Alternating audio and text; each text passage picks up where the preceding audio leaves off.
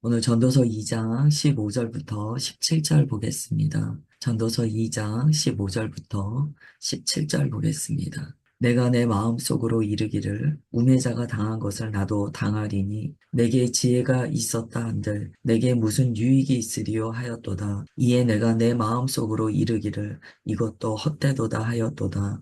지혜자도 우매자와 함께 영원하도록 기억함을 얻지 못하나니 후일에는 모두 다 잊어버린 지 오래 것임이라.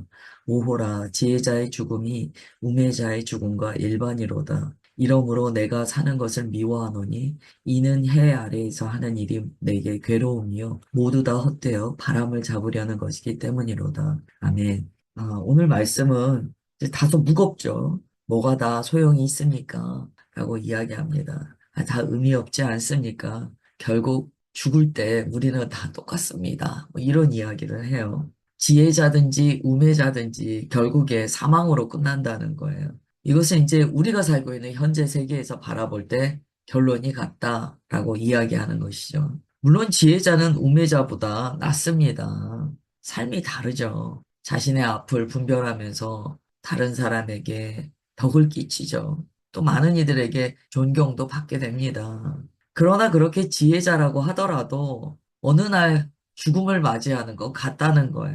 세상의 모든 사람이 죽음 앞에서는 다 똑같다라고 이야기합니다. 그러면서 어차피 죽을 건데, 어차피 사라질 건데, 지혜자로서 사는 게 무슨 소용이 있어? 라고 이야기해요.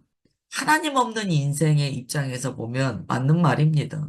아무리 열심히 살고, 아무리 선하게 살아도요, 결국 똑같이 죽는 것은 마찬가지라는 거예요. 결국 사람은요, 죽음 앞에서 무력합니다.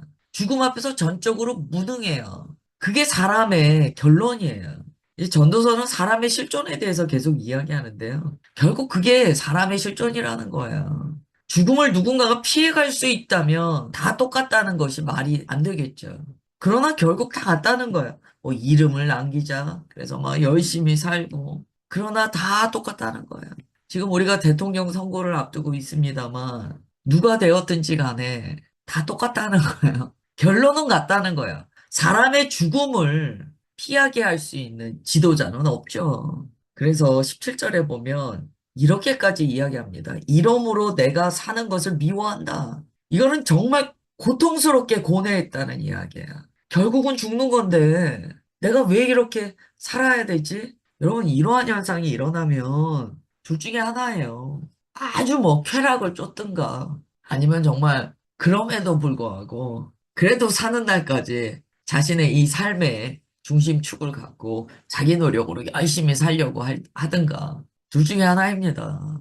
그런데 이것을 그리스도인이 적용할 때요. 그리스도인 안에도 이런 마음이 있다라는 것을 느끼게 돼요. 왜냐하면 여러분 솔직히 이 영지주의라는 것이요. 이런 생각의 지류에서 나온 거예요. 여러분 영지주의 보십시오. 구원은 영의 지식으로 받아요. 그러니까 몸은 아무 소용없다는 거예요. 아니 영의 지식으로 받는데 몸은 어차피 죽을 건데 몸이 무슨 구원의 소용이 있느냐는 거예요. 그래서 어떻게 합니까? 아주 금욕주의로 가서 이 금욕주의는요 이런 의미를 담아요. 내 몸이 어차피 구원의 대상이 아니기 때문에 아주 뭐 극단적으로 이야기한다면 굶겨 죽이겠다는 거예요. 그러니까 몸에 영양분을 줄 필요가 없는 거예요. 몸은 구박받고 몸은 괴롭힘을 당할 대상이 되는 거예요. 금욕주의에 바탕에 그런 생각이 깔려 있습니다. 그래서 자기 몸을 전혀 돌보지 않아요.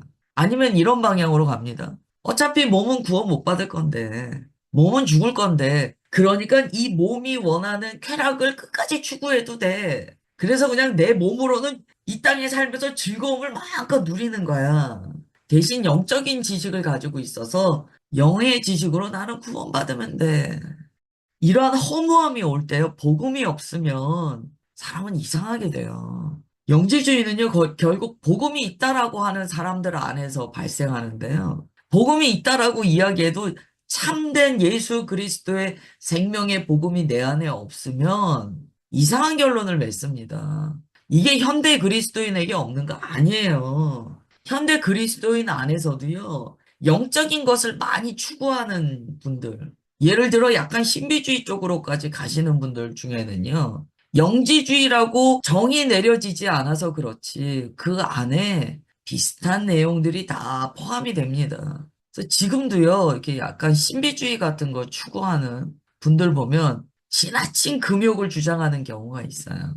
그러나 이 지나친 금욕은요, 결국 쾌락주의하고 연결되어 있습니다. 그거는 본인의 선택이지 의미가 다른 거 아니에요. 결국 육신이 구원받지 못한다는 것에 대한 허무감이 있다는 거야. 그래서 금욕적인 생활을 하던 사람이요, 어느 날 보면은 말도 안 되는 쾌락에 젖어 있는 걸 우리가 보게 됩니다. 그런데 그 마음의 바탕에는요, 사실 그게 자신의 구원과 크게 상관이 있다라고 생각하지 않아요. 잘못된 복음이거든요. 지금 전도자가 그런 복음으로 나아간다는 이야기는 아니에요. 그러나 이러한 허무감은요, 신앙생활 하면서도 옵니다. 그러면 이것을 우리가 어떻게 우리 안에서 소화시키고 해석해야 되는가에 문제가 있어요. 예수 그리스도의 복음은요, 우리의 영혼육을 다 온전케 하세요. 특별히 우리의 육신은요, 물론 죽어요. 그러나 이 육신을 입고 있을 때의 삶이요, 주님 나라 갔을 때 심판의 대상이 됩니다. 그렇기 때문에 우리는 육신을 복종시켜요. 그리고 영으로 거듭나 혼과 육을 다 성령 하나님의 그 거룩한 말씀 앞에 복종시킵니다. 그래서 영이 이끄는 삶으로 나아가요. 그게 그리스도인의 온전한 삶의 자세입니다. 문제는 이 육과 영을 분리시키는 삶의 태도예요. 이걸 분리시켜 버리면 허무하다는 거예요. 이 육신은 죽을 텐데 뭐 무슨 소용이 있어? 안 그래요. 육신은 죽을 텐데 무슨 소용이 있어는요. 복음이 아닙니다. 육신이 죽는 건 맞아요. 사실이에요. 그러나 그 육신의 삶이요. 주님 앞에 갔을 때 모두 다 우리의 삶으로 주님 앞에 내어드려야 되는 결과입니다. 그러니까 함부로 살지 않는 거예요. 주님과 동행하며 사는 거예요. 지금 지혜자가 결국 이 죽음 앞에서 인생이 얼마나 허무한가, 무기력한가에 대해서 보면서, 야, 내가 사는 게 미워지네, 라고까지 이야기해요. 그리스도인이 이 과정을 겪는 것은 분명히 필요합니다. 이런 경우가 있어요. 우리가 신앙생활을 하다 보면, 그래, 우리는 구원받아, 으쌰으쌰 하고 막 신앙생활을 합니다. 그런데 정말 우리가 죽음 앞에 놓이는 순간이요. 뭐 질병이든지 이런 순간에요. 이런 경우가 있어요. 본문에 나온 것처럼 극심한 허무가, 뭐야, 내가 죽어? 주님 믿는 게 다 무슨 소용이야? 사람의 결론이 이거야? 주님 나 안 살려주시는 거야? 어떻게 이럴 수 있어? 간혹 이렇게 가시는 분들이 있어요. 일시적으로 그럴 수 있지만 그렇게 결론 내리게 된다면 그것은 복음에 문제가 있었다는 이야기예요. 오늘 우리가 죽음 앞에 있는 우리의 인생이 이 죽음을 어떻게 해석해야 되는가? 이 육신의 덧없음을 우리는 어떻게 해석하고 어떤 의미로 내가 받아들여야 되는가에 대한 복음적인 고민이 있어야 됩니다. 오늘 결론은요, 결국 허무에서 끝나라는 이야기는 아니지만 죽음이라는 실존에 대해서 생각하게 합니다. 그래서 그리스도인은요, 죽음에 대한 해석이 반드시 그 안에 있어야 돼요. 미리 준비되어 있어야 돼요. 우리는 죽음이 끝이 아니라는 것을 압니다. 그러나 육신이 죽는 것에 대해서 받아들입니다. 우리는 그 육신의 죽음을요, 받아들여요. 그러면서 그 이후에 삶에 대해서 육신을 입고 있을 때 준비합니다. 지금 제가 말씀드린 모든 것이요, 우리의 신앙생활 안에 실제로 적용되어 있어야 돼요. 18절, 19절입니다. 내가 해 아래에서 내가 한 모든 수고를 미워하였노니 이는 내 뒤를 이을 이에게 남겨주게 됨이라. 그 사람이 지혜자일지 우매자일지야 누가 알랴마는 내가 해 아래에서 내 지혜를 다하여 수고한 모든 결과를 그가 다 관리하리니 이것도 헛되도다. 여러분, 우리가 살면서 해놓은 것이요. 내가 다 싸들고 가는 게 아니잖아요. 다 놓고 가잖아요. 그리고 그 놓고 가는 것이요. 그 다음 세대에게 이어지는데요. 다음 세대가 이걸 가지고 뭐 귀하게 이것을 이어서 나갈지 아니면 그냥 다 망가뜨릴지 어떻게 합니까? 그런 생각을 하니까 이게 다 허무하더라는 거예요. 내가 수고하는 게 미워질 정도로 허무하더라는 거예요. 철저하게 지금 우리가 살고 있는 세계에서 죽음이 해석되지 않으면 이런 방향으로 갑니다. 여러분, 영지주의 결국 보세요. 육신은 죽어. 그런데 18절, 19절과 같은 생각이 나요. 그러면 어떻게 하겠습니까? 뭐하러 남깁니까? 내가 다 누리고 내가 다 써야죠. 내가 누릴 수 있는 쾌락은 다 내가 누려야죠. 지금 전도서 우리가 나눈 말씀을 보면은요. 아, 사람이 왜 허무해지는가가 잘 나타나요. 사람이 왜 결국 쾌락에 빠지는가가 잘 나타나요. 제가 뭐 어떤 분을 콕 집어서 이야기하는 게 아니고요. 요즘에 이제 뭐 유명하신 분 중에요. 연세 드셔서 내 삶이 이제 다 끝인데 뭐야 이게 그냥 즐기다가 가야지. 근데 그분은 뭐 이렇게 뭐 죄로 나가시는 게 아니고요. 남들이 볼 때 참 예전에 엣지 있다 그랬죠. 엣지 있게 개성 있게 정말 요즘에 MZ 세대 못지않게 그런 마음으로 사신다는 내용이 막 등장을 해요. TV에도 나오시고 그래요. 그분은 눈살을 찌푸리게 하시는 건 아니에요. 그러나 이 생각은요, 같아요. 내가 왜 후손을 위해서 무언가 남기고, 아예 그런 거 무슨 소용이야. 내가 지금 다 내 행복을 누리다 가면 돼. 그런데 성경은 그렇게 말씀하지 않아요. 신앙의 유산을 물려주라고 이야기하거든요. 그리스도인이 물려줄 유산이 있다라고 반드시 이야기합니다. 신앙의 유산. 그래서 그리스도인은 어떻게 하냐면요. 내가 가면 끝이야라는 생각이 없어요. 남겨진 이들에게 내가 어떻게 선한 영향력을 끼치고 가는가에 대해서 고민하고 선한 방향으로 나아가고자 노력합니다. 여러분, 우리가 주님 앞에 섰을 때요. 우리가 칭찬받는 내용 중에 하나가 그거예요. 선한 영향력을 끼치고 왔느냐, 신앙의 유산을 물려주었느냐, 그걸 주님께서 보시거든요. 그래서 그리스도인은요, 믿음 안에서 철저히 이타적인 삶을 삽니다. 우리도 알아요. 아, 죽음이 끝이다라는 걸 알아요. 그러나 그것이 허무의 방향으로 나가지 않고요. 죽음이 있기 때문에 더 주 안에서 열심히 살아요. 지금 전도서에 나타난 이 지혜자의 고백은요. 모든 인생이 겪을 수밖에 없는 그 질문에 대해서 자기도 경험했다라고 고백하는 거예요. 저는 이 고백이 건강하다라고 봅니다. 왜냐하면 이 고백을 통하여서 복음으로 나아갈 수 있기 때문이에요. 우리는 어떻게 해야 될까요? 우리는 이러한 수고 가운데 결국 내가 이 수고를 다 그 열매를 보고 갈 수 없다는 건 알아요. 그러나 그리스도인은 씨 뿌리는 기쁨이 있습니다.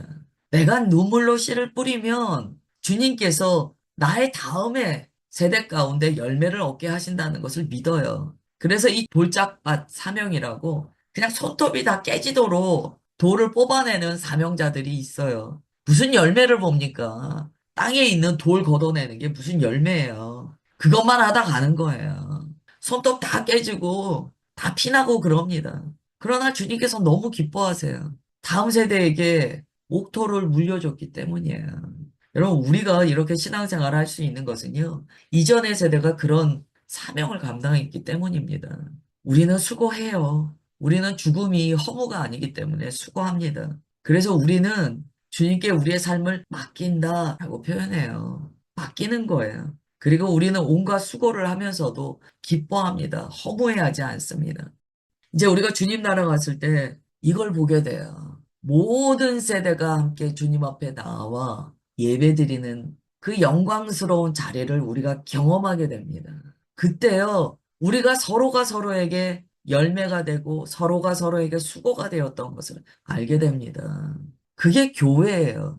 이제 이런 뭐 우화처럼 비유하잖아요. 천국의 젓가락이 길다. 그게 복음의 내용이 담겨 있는데요. 천국의 젓가락이 기니까 서로 먹여줘야 한다고 하잖아요. 복음적으로 보면 이렇게 해석할 수 있어요. 이 땅에서 긴 젓가락으로 서로 먹여준 사람이요. 천국에서 하나님의 가족으로 만나게 됩니다. 서로 젓가락으로 먹여준 적이 없는 사람은 어떻게 우리가 가족이라고 할 수 있습니까? 우리가 천국에서 하나님의 나라에서 함께 예배드리는 영광스러운 자리에 초대되어 만날 때요. 우리는 하나님의 가족이라는 울타리 안에서 만나는 거거든요. 근데 그 하나님의 가족이라는 울타리 안에서 봤을 때 어떤 그리스도인이요. 누구에게도 긴 젓가락으로 뭘 떠먹여 준 적이 없어요. 그냥 나만 위해서 살았어요. 모르겠어요. 하나님께서 말씀하신 가족 공동체는 그런 공동체는 아니거든요. 또 한 사람이 영광을 다 차지하는 그런 공동체 아니거든요. 그냥 우리가 알고 있는 가족의 개념으로 하나님께서 누구를 나의 가족이라고 인정하실까를 좀 보셔야 됩니다. 결국 이런 실존적인 허무가 모든 사람에게는 있습니다. 그것은 원죄로 말미암아 우리에게 이미 기정사실화된 죽음이에요. 그러나 그리스도인은 그 너머가 있기 때문에 이 허무감에서 끝나지 않아요. 이 너머에 하나님께서 주시는 하나님의 나라가 있기 때문에 그 너머의 영광을 바라봅니다. 그다음에 20절부터 23절까지 볼게요. 이러므로 내가 해 아래에서 한 모든 수고에 대하여 내가 내 마음에 실망하였다. 실망이라는 단어가 나와요. 어떤 사람은 그 지혜와 지식과 재주를 다하여 수고하였어도 그가 얻은 것을 수고하지 아니한 자에게 그의 몫으로 넘겨주리니 이것도 헛된 것이며 큰 악이로다. 악이라고 나와요. 사람이 해 아래에서 행하는 모든 수고와 마음에 애쓰는 것이 무슨 소득이 있으랴. 소득이 나옵니다. 일평생에 근심하며 수고하는 것이 슬픔뿐이라 슬픔이 나와요. 그의 마음이 밤에도 쉬지 못하나니 이것도 헛되도다. 잘 보세요. 여기에 중요한 단어가 나오는데요. 실망했어요. 악이다. 이거 잘못됐다. 이런 의미거든요. 실망하고 이거 잘못됐어. 라는 생각이 들었어요. 내가 수고했는데 다 딴 사람에게 넘겨주고 가잖아. 잘못됐어. 그 다음에 무슨 소득이 있어? 이건 뭐예요? 손해라는 의미예요. 손해야. 23절에 슬픔이라고 나왔어요. 여러분 이 단어를 잘 보세요. 실망했어. 잘못된 거야. 내가 손해야. 슬퍼. 이 네 개의 지금 어떤 단어가 쓰여 있는데요. 우리가 신앙생활 할 때 이런 마음이 있는가를 잘 보셔야 돼요. 전도자는요, 자기의 마음을 감추지 않아요. 다 드러냅니다. 하나님의 백성인데 솔직히 나 이런 마음이 있었습니다라고 이야기해요. 이게 좋은 마음이라고 고백하는 게 아니에요. 사람 안에 이러한 마음이 나온다는 것을 자기를 비유하여 고백하는 거예요. 우리가 신앙생활 하다가 이런 마음 들 때 있어요. 아, 실망했어. 내가 이렇게 하는 게 무슨 소용이 있어? 실망이야. 이거 결국 주님께 실망하는 거예요.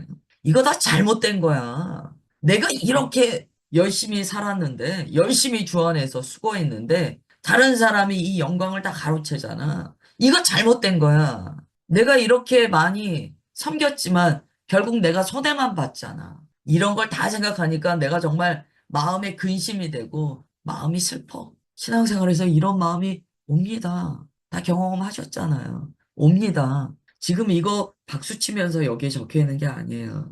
사람의 연약함을 이야기하는 거예요.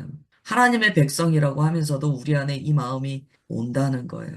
우리가 그런 마음이 다 왔었는데요. 오늘 고린도전서 15장 58절 말씀 결론으로 우리가 선언할 거예요. 그러므로 내 사랑하는 형제들아 견실하며 흔들리지 말고 항상 주의 일에 더욱 힘쓰는 자들이 되라. 이는 너희 수고가 주 안에서 헛되지 않은 줄 알미라. 예수님께서 사도 바울을 통하여 말씀하시는 거예요. 헛되지 않다. 너의 마음의 육신이 이러한 말을 하고 있는 걸 내가 안다. 그러나 그러한 마음이 올라올 때 각성해라. 너의 수고는 헛되지 않다. 너희의 결론은 이 땅에서 얻는 게 아니다. 하나님 나라에서 얻는 것이다. 이 땅에서 받는 것에 너무 매몰되지 말아라. 하나님 나라에서 너가 결론을 보게 될 것이다. 기도하겠습니다. 하나님 아버지, 오늘 전도서를 통하여 그리스도인 안에도 있는 연약한 마음을 살펴봤습니다.